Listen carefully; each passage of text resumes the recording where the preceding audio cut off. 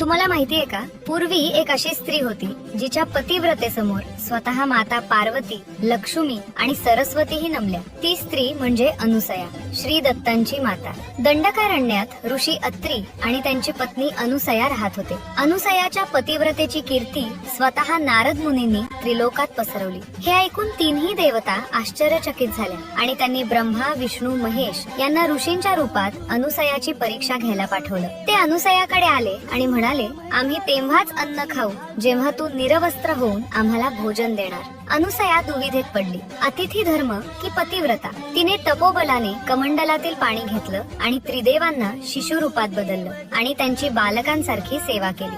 हे पाहून देवींनी अनुसयाची माफी मागितली. अनुसयाने त्रिदेवांना मूळ स्वरूपात आणलं. मग त्रिदेवांनी तिच्यावर प्रसन्न होऊन तिला आशीर्वाद दिला, आम्ही तुझ्या पोटी जन्म घेऊ. काही काळातच तिच्या कुक्षीतून 3 मुख असलेलं तेजस्वी बालक जन्माला आले आणि यांनाच आपण श्री दत्त म्हणून ओळखतो.